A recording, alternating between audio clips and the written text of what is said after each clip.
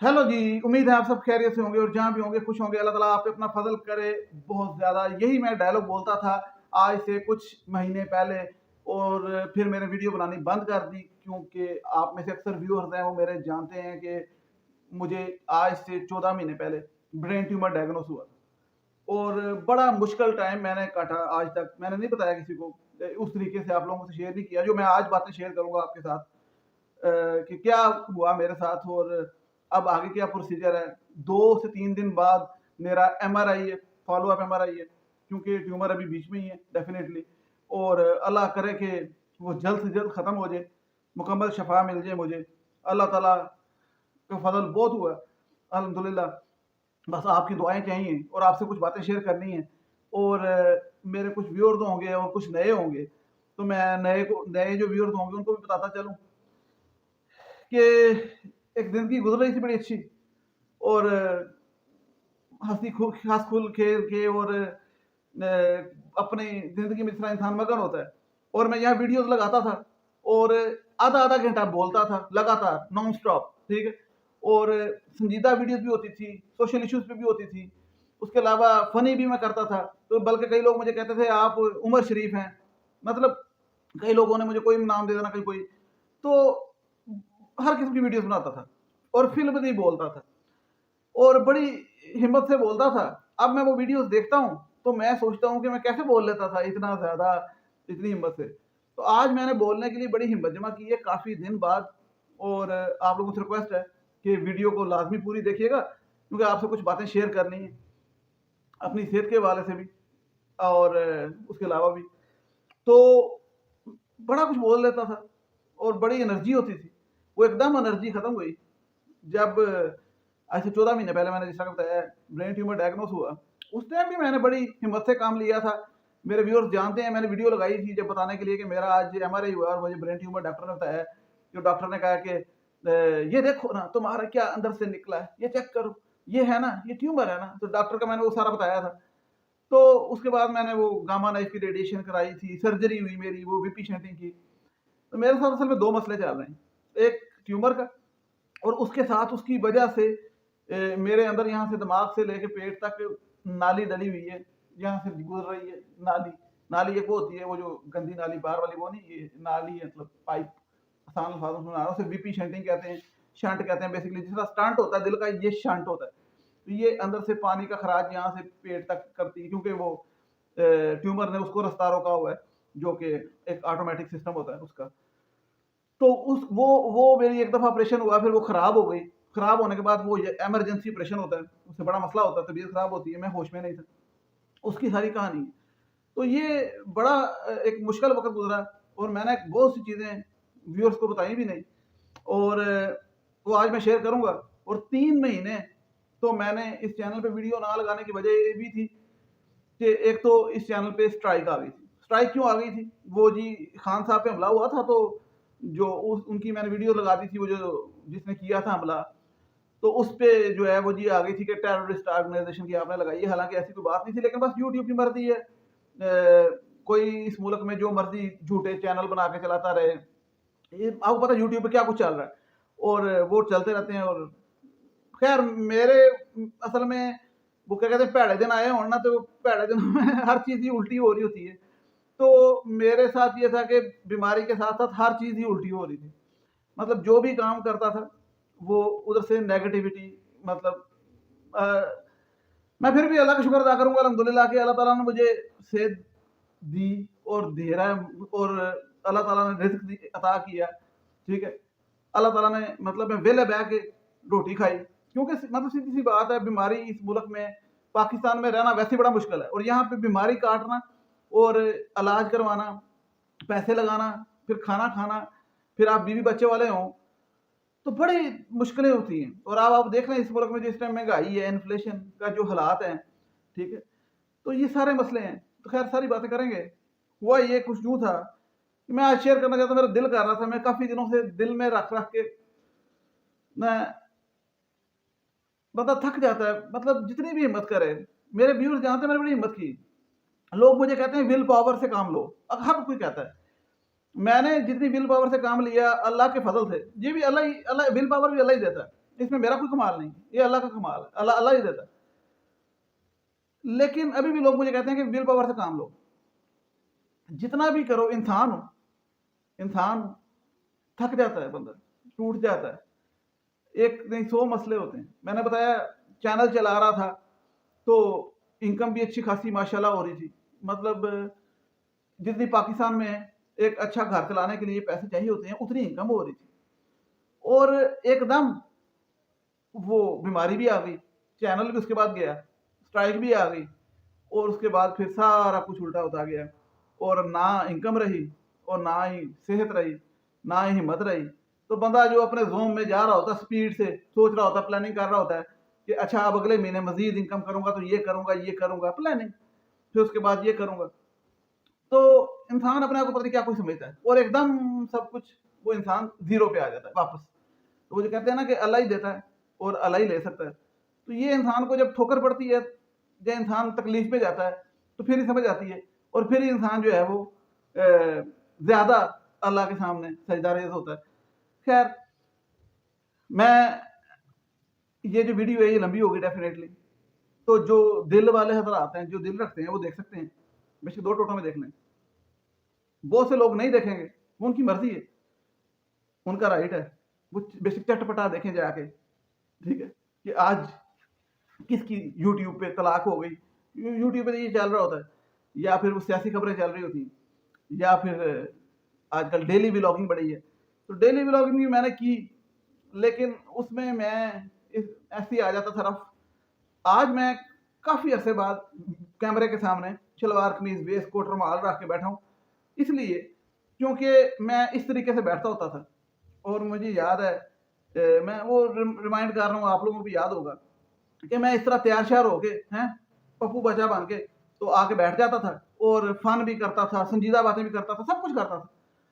लेकिन फिर एकदम खत्म सब कुछ। लेकिन अल्लाह ताला ने शुक्र अल्हम्दुलिल्लाह की सेहत दी है, वापस आने की हिम्मत दी है, तो दोबारा आया हूँ। तो आपके साथ अब शेयर करता हूँ ऑपरेशन की कहानी।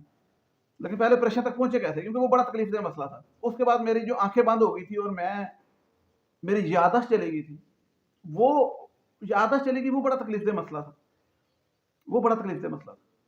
मैं यकीन करें बता नहीं सकता कि मेरी बीवी ने, मेरी मामा ने, वालदा ने, मेरे भाई ने, जो मेरे साथ थे, बच्चों ने कितना सफ़र किए। सफ़र वो वाला सफ़र नहीं, लाहौर से इस्लामाबाद वाला नहीं, सफ़र मतलब कितनी, मेरी अभी भी मजाक की आदत नहीं गई। बस क्या करूं, भैड़ी आते पड़ी हुई।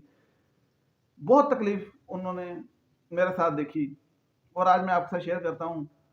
घंटे से यही कह रहा हूँ, आपके साथ शेयर करता हूँ, अभी तक नहीं किया, और अभी तक आधी वाम चली भी गई होनी, रोटी खा के सो भी गई होनी, लेकिन मैंने आज तसल्ली से बात करनी है, ताकि जो सुनना चाहता है वो सुने, जो एहसास करता है, और जो दुआ कर सकते हैं वो दुआ करें। अच्छा, आज से 4 साल पहले मेरी सर्जरी हुई थी, 4 साल पहले वी पेशेंटिंग की। मेरे दिमाग में इन्फेक्शन हो गया था और मेरा बैलेंस खराब हो गया था, मैं बैठे बैठे टेढ़ा हो जाता था, और बड़ा कुछ हाथ सुन हो जाते थे। तो जब न्यूरो सर्जन को चेक कराया था, मैं सिर्फ इतना सा बता रहा हूँ, फैसलाबाद, तो उसने वो इन्फेक्शन पानी का चेक कर लिया, लेकिन उसने ये नहीं देखा कि पानी क्यों भरा हाइड्रोसेफेलस दिमाग में, वो था ट्यूमर की वजह से। वो एमआरआई में नजर ही नहीं आया। ये मतलब अब बज़ाहिर ये लगता है कि ये एक नाअहली है और मेरे साथ ज्यादती हुई, और बंदा सोचे कि मेरे क्यों नहीं डायग्नोस हुआ, बंदा पिटे रोए। लेकिन अगर देखे तो ये खुदा का फजल है। क्यों? क्योंकि अगर उस टाइम डायग्नोस हो जाता, तो वो जो डॉक्टर फैसलाबाद में जिसका नाम था नईमुर रहमान, वो डॉक्टर ने सर्जरी कर देनी थी, ठीक है, और वो कर देता होता। और जो मेरा ट्यूमर था, उस ट्यूमर पे सर्जरी कामयाब नहीं होती, मतलब बंदा नहीं बचता, साफ सी बात। क्योंकि मेरा ट्यूमर है बिल्कुल दिमाग के दरमियान में, सेंटर में, मिड ब्रेन, बिल्कुल मिड ब्रेन, ठीक है, brain stem, tumour brain stem बिल्कुल दरमियान में। अब वो सर्जरी बड़ी खतरनाक होती है, तो वो नहीं हुई। और कब सर्जरी हुई और कैसे हुआ? 3 साल उसके बाद, उसके 3 साल के बाद मेरी तबीयत खराब हुई, मेरी आंखों का डबल विजन शुरू हुआ, दो दो नजर आते हैं, अभी तक दो नजर आते हैं, अभी तक मैं अपने आप को दो देख सकता हूँ, ठीक है, दो वेस्कोटें, दो एनकें। तो मेरी आंखों का वो जाविया भी टेढ़ा होता है, इसलिए आपको शायद लगे कि मैं इधर देख रहा हूँ उधर देख रहा हूँ, वो मेरी आंखों का मसला है, बीमारी है, ट्राई टू अंडरस्टैंड प्लीज। तो 3 साल के बाद जब मेरे डबल विजन का मसला शुरू हुआ, मैं इस्लामाबाद में था, मेरी आंखों की करीब की नजर कमजोर हो गई, मैं आंखों वाले के पास गया, डॉक्टर के पास। अब नाली मेरे डली हुई है इन्फेक्शन वाली, वो जो थी, वो जो हाइड्रोसेफलस की, उसके पास गया। उसने जो है वो मुझे कहा कि आपकी उम्र अभी 33 साल है, 33 साल में वो नहीं होती, करीब की नजर कमजोर, ये कैसे हो सकता है? अब देखो ना, डॉक्टर ये किताबी बातों में जाते हैं, ये नहीं सोचते कि अंदर क्या मसला चल रहा है। अब वो न्यूरो का मसला था, वो ट्यूमर ने वो दबाना शुरू कर दी थी नर्व्स मेरी। फिर मुझे जो है मजीद तबीयत खराब होनी शुरू हो गई, तो मैं न्यूरो सर्जन के पास गया इस्लामाबाद। उसने जब एमआरआई किया, तो उस एमआरआई में जब उसने देखा कि भाई अंदर तो गड़बड़ है, तो क्योंकि उसने कहा गड़बड़ है, फिर उसने क्लियर पिक्चर के लिए डिटेल एमआरआई करवाया। जब डिटेल एमआरआई कराया तो उसने कहा कि ट्यूमर, नाम भी नहीं लिया जाता ऐसी बीमारी का, मतलब लोग नाम लेने से भी डरते हैं। खैर, मैं 14 महीने से काट रहा हूँ और फिर वेस्ट कोट पहन के बैठ गया हूँ, तो विल पावर ये अल्हम्दुलिल्लाह, और ये अल्लाह ने दी है, अल्लाह ने दी है। लेकिन दुआ करते रहना साथ, आपने दुआ लाजमी करनी, तो ताकि फिर वापस हम जोश जज्बे के साथ, राणा आ गया तो छा गया है, समझ रहे ना? राणा आ गया तो छा गया तो खा गया सारा कुछ, मतलब राणा तो खाना दो ही गला ने। पता, मैं व्हील ऑफ वाले चैनल पे कहता हूँ, तो लोग मजाक उड़ाते हैं कि इसको हर टाइम खाने की पड़ी होती, खाने की नहीं पड़ी होती, काम में नौकरी है, कमाई करना से बैठे हैं की करी, दस तुसी खर्चा लाया साडा। कहने का मकसद ये है कि जो भी सोचता है ऐसा, मकसद ये है कि ये this is my job baby है। तो वो जो खाना पीना है वो भी जॉब है बेबी। वैसे बकरी गाले कराना को खाने का बड़ा शौक है। तो खैर ये फन बीच में होता रहेगा। लेकिन अब मैं आपको बताऊं कि वो जो एमआरआई कराया, डॉक्टर ने बताया कि भाई इसके दिमाग में है ट्यूमर ही है और सेंटर में है। तो उसने उसी वक्त डॉक्टर, अच्छा है इनायतुल्लाह साहब, डॉक्टर इनायतुल्लाह खान साहब इस्लामाबाद के, ठीक है, और खान साहब हैं, और वो कहते हैं जी डॉक्टर साहब, मैंने उसने भी बताया था, फिर बता देता हूँ कि ये देखो ना, इसको निकल आया है, अब इसका जो है वो कराची ले जाओ। उसने उसी टाइम कहा कराची ले जाओ। तो भाई ने कहा कि भाई साहब था, तो उसने कहा कि कराची क्यों? उन्होंने कहा जी कि इसके वो रेडिएशन से होगा जो भी इलाज, क्योंकि ये सर्जरी नहीं हो सकती, और अगर सर्जरी आप कहते हैं मैं कर देता हूँ लेकिन डेंजरस है। सिंपल सी बात, डॉक्टर खुद कह रहा है डेंजरस है, तो बंदे का त्राह निकल जाता है। अब वो डॉक्टर ने देखते साथ हमें ये बात बताई, तो हम तो वैसे ही सख्ते में आ गए थे। मैं जो है वो वहां पे मतलब वो ना हंसना है ना रोना है, और मुझे समझ ना आया। मैंने कहा यार ये क्या हो गया मेरे साथ, मतलब बैठे बिठाए बीमारी ऐसी, और मैं ये सोचूं अरे उम्र भी नहीं कोई नहीं। फिर मैं अजीब अजीब बातें सोच रहा हूँ, मतलब नेगेटिव ही सोच रहा हूँ डेफिनेटली उस टाइम कि क्या होगा मेरे बाद, तो ये चीजें सोच रहा हूँ। और भाई जो है उसे मैं बुला रहा हूँ, जाफर जाफर, तो वो जो है आगे से वो ऐसे बैठा, मैं जाफर, हाँ हाँ, वो मतलब उसके होश उड़े हुए हैं कि ये क्या हो गया। डेफिनेटली होश उड़ने ही थे। अब मामला ये था कि तकलीफ दे कि मैंने जिस तरह बताया चैनल का, तो बज़ाहिर ये लगता था कि मुझे नजर लग गई। लोग भी कह रहे थे, यूट्यूब पे कई लोगों ने कहा आपको नजर लग गई, कि मतलब मेरा चैनल भी गया, कमाई भी गई, बीमारी भी आ गई। लेकिन मैं फिर भी ये समझता हूँ कि हर काम में खुदा की बेहतरी होती है, और आइंदा नजर ना लगे, अगर किसी को लगता है कि नजर लगी, तो माशाल्लाह कह दिया करें, मेरे मुंह वाले देख के माशाल्लाह कह दिया करें ताकि नजर ना लगे। तो हुआ ये था कि मेरा जो, मैं अब ये डायग्नोस हुआ, तो हम उन दिनों, मैं अब आप लोगों से ये पहली दफा शेयर कर रहा हूँ, हम उन दिनों जो है वो एक गाड़ी लेने लगे थे, भाई लेने लगा था। अब वो गाड़ी की पेमेंट कर दी थी, और मैं बड़ा खुश था उसके लिए। अब इनके बयाना शाना कर दिया। जब वो पता लगा तो भाई ने कहा कि मैं पेमेंट कैंसिल कर रहा हूँ और अब इलाज कराना डेफिनेटली। तो मैंने कहा नहीं, खुदा ताला मदद करेगा, हो जाएगा इंशाल्लाह, तो ये आप रहने दो, थोड़ा वेट करो। और डेफिनेटली खुदा ने मदद की, और पहले मेरी रेडिएशन हुई कराची से, उसके बाद आके वो गाड़ी का बयाना बाकी बाकी उसे हमने टाइम ले लिया। लेकिन मैं आपको ये बताना चाहता हूँ बात, कि गाड़ी लेने से पहले मैं बड़ा खुश था। मतलब 6 महीने से कि वो सोचता बंदा गाड़ी आएगी, उसमें फलां गाना चलाऊंगा। ऐसे छोटे छोटे ख्वाहिशें होती हैं इंसान की, गाना चलाऊंगा, फलां सड़क पे जाऊंगा, फलां रेस्टोरेंट में जाऊंगा, तो एंजॉय करूंगा। मतलब वो बंदा सोचता है। और जब गाड़ी आई तो मैं चलाने जोगा ही नहीं था। कुछ दिन मैंने थोड़ी बहुत चलाई मुश्किल से, और गाना शाना भी नहीं लगाया। और उसके बाद मैं जो है वो मेरी हालत खराब। हालत को क्या हुआ कि मेरी रेडिएशन के बाद सूजन हो गई दिमाग के अंदर, इन्फ्लेमेशन। एक इन्फ्लेशन है पाकिस्तान में जो कि महंगाई की, जिसको आपको पता है वो लिए यूज करते हैं, और ये है इन्फ्लेमेशन जो कि सूजन। दिमाग में सूजन हो गई और वो इतना असर हो गया कि मेरी आंखें बंद हो गई। अब जो लोग अभी तक वीडियो देख रहे हैं उनको मैं दिखाता हूँ, ये देख सकते हैं आप।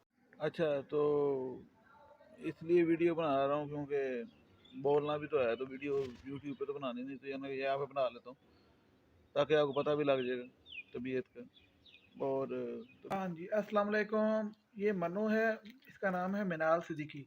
ये वैसे मेरे पास नहीं आती है, भागती है, लेकिन वीडियो के लिए ये आ गई है मेरे पास।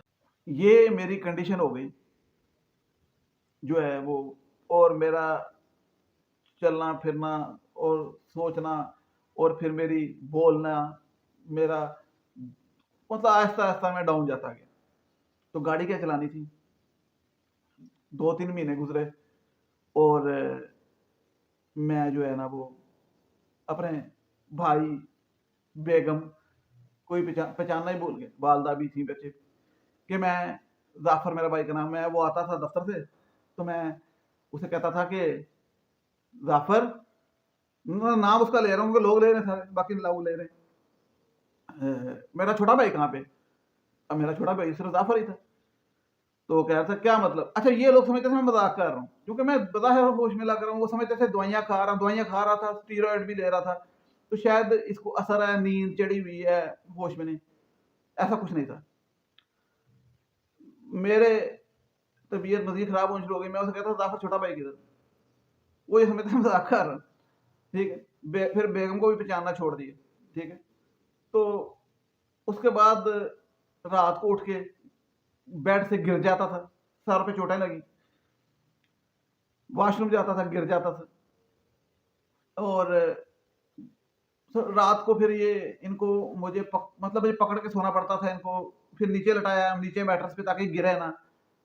इतनी कंडीशन खराब हो गई मेरी कि इन्होंने नीचे लटाना शुरू कर दिया। उसके बाद रात को सारे ये ध्यान रखते थे मेरा कि उठ के गिर ना जाए। अब ये सारी चीजें मुझे होश नहीं है, मैं गिर जाता था। और उसके अलावा भी बड़ा कुछ होता, मैं ना बताऊं तो बेहतर है, आप समझ सकते हैं। तो मेरी यानी कि कंडीशन जो है ना वो बहुत खराब हो गई। ये दरी बात है, डॉक्टर के पास ले गए, यकदम इतनी ज्यादा खराब हुई। लेकिन ये पहले समझ रहे थे कि दरी बात इलाज करा रहे हैं, सब कुछ है, कि दवाइयां खा रहे हैं, तो दवाइयों की वजह से गलूदगी थी तो। और ये भाई कराची वालों से पूछ रहा था कि भाई क्या मसला है, आंखें बंद, तो वो कह रहे थे कि सूजन की वजह से हैं, सिम्टम्स हैं, आहिस्ता आहिस्ता ठीक हो जाएंगे, दुआ करें। तो ये दुआ ही कर रहे थे डेफिनेटली। और फिर मैंने, इतना तो मुझे याद है, सबको रोते हुए देखा अपने लिए, तो दुआएं करते हुए मेरे लिए, तो साहब मेरे लिए दुआएं कर रहे थे, रो रहे थे। तो मुझे इसलिए होती है कि ये सारी चीज़ें मैंने खुद देखी हैं, और तकलीफ मैंने तो काटी है, इन्होंने भी काटी है, तो पता लगता है कि मुश्किल वक्त में कि कौन कितना साथ देता है। तो डेफिनेटली दुआ बहुत लोगों ने की, रिश्तेदारों ने भी की, लेकिन मेरी वालदा, बेगम, भाई, इन्होंने जितना ही परेशानी काटी, और ख़ासतौर पे मेरे बच्चे शहीर और मिनाल, वो दोनों मेरी ड्यूटी पे होते थे। उनकी ड्यूटी लगाई होती थी कि बाबा का ध्यान रखना है, रूम से बाहर ना जाएं, क्योंकि वो भी बड़ा एक मामला था। मैं इधर उधर चल जाता था, कुछ समझ नहीं थी आती, होश में नहीं था होता, इनको मुझे रूम में बंद करके रखना पड़ता था, मेरी याददाश्त खत्म हो गई। फिर दोबारा एमआरआई का टाइम नहीं था, लेकिन एमआरआई कराया, और कुछ दिन पहले, और जब एमआरआई कराया तो पता लगा कि सूजन के अलावा वो हाइड्रोसवेलस की जो नाली है वो खराब हो गई। उसकी वजह से पानी भी भर गया, तो दिमाग पे इतना प्रेशर है कि मतलब डॉक्टर ने कहा इसका इमरजेंसी ऑपरेशन होगा, सर्जरी होगी, और ट्यूमर तो बाद में देखेंगे, लेकिन पहले इसकी सर्जरी होगी। अब वो एक उसी दिन, जिस दिन हुआ है उसी दिन डॉक्टर ने एडमिट किया, उसी दिन, और मैं होश में नहीं था। और मुझे आज तक याद नहीं है कि मेरे साथ कैसे क्या कुछ हुआ। थोड़ी बहुत चीज़ें याद, मतलब क्योंकि मुझे याद गई। और ऑपरेशन के बाद मुझे जब होश आई तो मेरी होश बाकी वापस आई, वो पानी का असर था दिमाग में। फिर मैंने फोटो खींची वहाँ पे लेटे लेटे। अपनी हरकतें तो नहीं ना बंदे की जाती, देखें अगर आप देख सकते हैं। तो ये मैंने ऑपरेशन थिएटर पे खींची वहाँ पे बाहर निकल के, मतलब उसी दिन। तो इसके बाद ऑपरेशन का इतना असर था कि दिमाग पे असर पड़ गया हुआ था, वो प्रेशर, और ऊपर से ट्यूमर अंदर ही है। ये 3 महीने मुझे उठने में लगे, मतलब सही तरीके से 2 महीने तो कंफर्म, कि मतलब मैं उठ ही नहीं सकता था। मैं उठता था थोड़ा सा, यहाँ तक वाशरूम तक जाता था बस, वापस, इससे ज्यादा नहीं। तो मैं जो है ना, शुक्र किया कि याददाश्त वापस आई। अब जो सबसे मुश्किल काम था ना, वो इससे पहले से 3 महीने जो रहा, वो था प्टोसिस, जो मुझे ट्यूमर की वजह से था। मेरी आंखें बंद हो गई थी, जिसपे मेरे घर वाले रोते थे, परेशान होते थे। तो वो जब ऑपरेशन हुआ, उसके बाद मैं आहिस्ता आहिस्ता ठीक होना शुरू हुआ। तो खुदा का बहुत करम हुआ कि ट्यूमर भी थोड़ा थोड़ा श्रिंक होना शुरू हुआ, श्रिंक वो रेडिएशन की वजह से। तो मेरी आंखें खुलना शुरू हो गई, और आंखें ऐसे बंद थी और ऐसे खुलना शुरू हो गई। और फिर शुक्र खुदा का डेफिनेटली, और फिर मेरी आंखें आहिस्ता आहिस्ता मुकम्मल खुल गई, और वो चीज़ ठीक हो गई। लेकिन एक चीज़ मुझे मुस्तकिल तंग करती है, जो अब तक करती है और अब बहुत ज़्यादा करती है, टिनिटस। टिनिटस जो वो भी सिम्टम उसकी वजह से आया हुआ है। अमूमन नहीं आता, लेकिन पता नहीं क्यों आया, मुझे नहीं पता, ये अल्लाह बेहतर जानता है।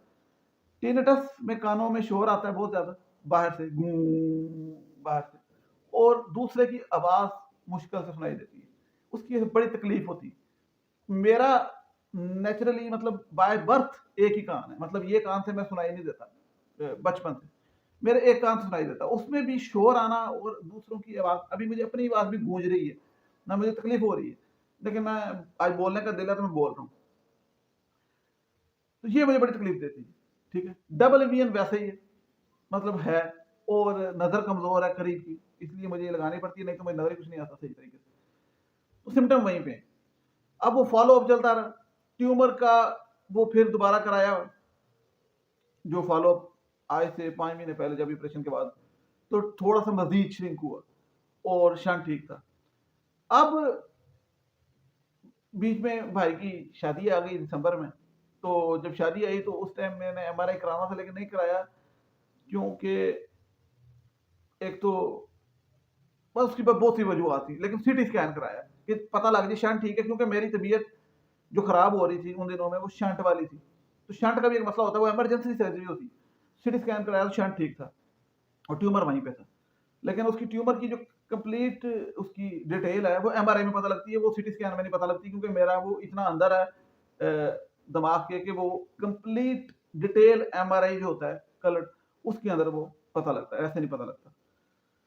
तो खैर, वो अब 3 दिन बाद, 6 तारीख को इंशाल्लाह ट्यूमर का जो है डिटेल एमआरआई कराना है, और 7 तारीख को मेरी बर्थडे भी है।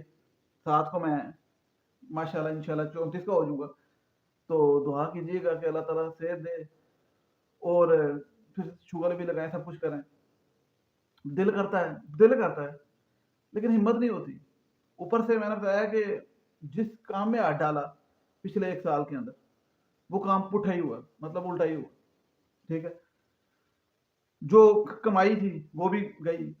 लेकिन मैं फिर वही कहता हूँ कि हर चीज में मैं तो अब अल्लाह की बेहतरी समझता हूँ, कि कोई ना कोई बेहतरी होगी, कुछ ना कुछ बेहतरी होगी, क्योंकि खुदा की मर्जी के बगैर कुछ भी नहीं होता। इंसान प्लान करता है, सब कुछ करता है, लेकिन सारे प्लान असल अल्लाह की तरफ से होते हैं। और ये चीज़ समझ आई है मुझे बीमारी में, डेफिनेटली। और शुक्र है समझ आई, ये भी शुक्र, ठीक है। इंसान फिर शुक्र तौबा करता है, इस्तगफार करता है। तो डेफिनेटली मुश्किल जितनी भी काटें बंदा, हो सकता है कितनी बड़ी मुसीबत से अल्लाह ने बचाया है, ठीक है। तो अब जहाँ तक बात है बीमारी की, तो उसका तो फॉलो अप रहेगा, लेकिन उसके लिए दुआ बहुत ज़रूरी है। होम्योपैथिक दवाई भी मैं खा रहा हूँ साथ साथ। और ये जो याददाश्त चले जाना, आंखें बंद हो जाना, ये चीज़ें बड़ी तकलीफ से होती हैं, खास तौर पे जो घर वाले देख रहे होते हैं।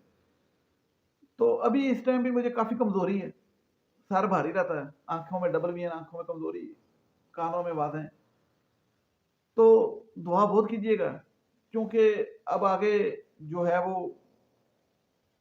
एमआरआई के बाद मेरी कोशिश होगी कि थोड़ी बेहतरी आए और मैं फिर से यूट्यूब पे, क्योंकि हिम्मत इंसान को ये भी सीखा है कि हिम्मत नहीं हारनी चाहिए, और जो भी वक़्त आए, मुश्किल आए, जैसा भी आए, एक चैनल बेशक डिलीट हो जाए, 10 चैनल डिलीट हो जाएँ, लगा रहेंगे, लगा रहे, तू लगा रहा है, वही ना, मुझे गाना याद आ गया, लगा क्या करें, लगा रहना पड़ेगा। मुल्क में इतनी महँगाई है, इस टाइम आप अंदाज़ा लगाएँ कि मतलब तबाही, तबाही, तबाही, $280 पे पहुँच गया, 300 पे जाने वाला है, जाएगा। ये मेरी प्रेडिक्शन है, और मैं ये प्रेडिक्शन दे रहा हूँ, ये नहीं कि मेरी उम्मीद अच्छी की रखनी चाहिए, नहीं, ये एक फैक्ट है कि ये अभी मज़ीद तबाही होगी, क्योंकि जो हकीकत है, क्या करें, मजबूरी। और बाकी जो मुल्क के हालात हैं, आप देख सकते हैं। तो खैर मैं तो सबसे ज़्यादा पॉज़िटिव सोचता हूँ, क्योंकि मुझे अल्लाह ताला ने इतनी मुश्किल से निकाला है। लेकिन फिर भी इंसान हैं, इस मुल्क में रह रहे हैं, यहाँ पे पैदा हुए हैं अनफॉर्चुनेटली। मैं तो अनफॉर्चुनेट कहता हूँ, क्योंकि सीधी गल है, मतलब कहीं और किसी और मुल्क में पैदा हुए होते तो और साहब होता। लेकिन फिर भी अब हुए हैं तो काटना पड़ेगा, लेकिन मजबूरी नहीं है। आप लोग अगर निकल सकते हैं तो निकल जाए, मैं समझ रहे हैं, निकल जाए, क्योंकि हिजरत में बरकत है, और मजबूरी में खास तौर पे।